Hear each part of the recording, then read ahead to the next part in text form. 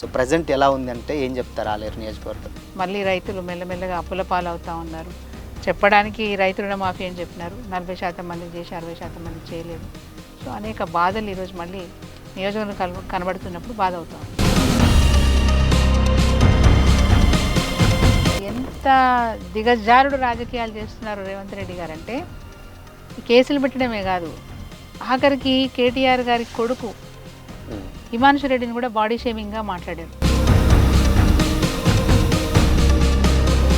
కేసీఆర్ గారి ఆనవాళ్ళు తీసేయాలని కుట్రపూరితమైనటువంటి, ఎందుకంటే గతంలో ఆయన చేసిన తప్పులను మేము ఎండగట్టినాం.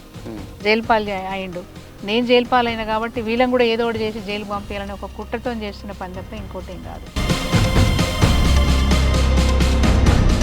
కేసీఆర్ గారు ఇప్పుడప్పట్లో వచ్చి ఏ స్థాయిలో వాళ్ళతో మాట్లాడాలనో ఆ స్థాయితో మాట్లాడతారు.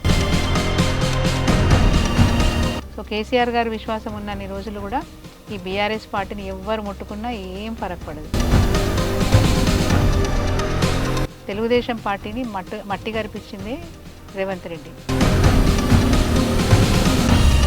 అంటే వాళ్ళు ఏమంటారు అంటే బేసిక్గా అంటే ఫోన్ ట్యాపింగ్ కేసు విషయానికి వచ్చినట్లయితే వ్యక్తిగత ఎవరు చేస్తారు ఫోన్ ట్యాపింగ్? కేటీఆర్ గారు, హరీష్ రావు గారు వెళ్ళి ప్లగ్ ఆన్ చేసి ప్లగ్ ఆఫ్ చేసి ట్యాపింగ్ చేస్తారా?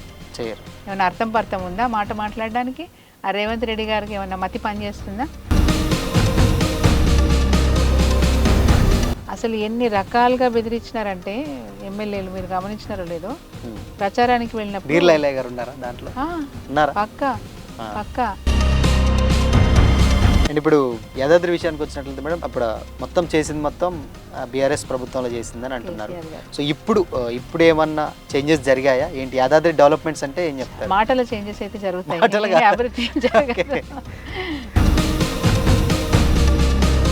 రేవంత్ రెడ్డి గారు అడుగడుగున అన్ని రంగాల్లో ఫెయిల్.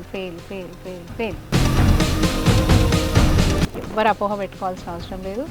మళ్ళా కేసీఆర్ గారే ఈ రాష్ట్రానికి ముఖ్యమంత్రి అవుతారు.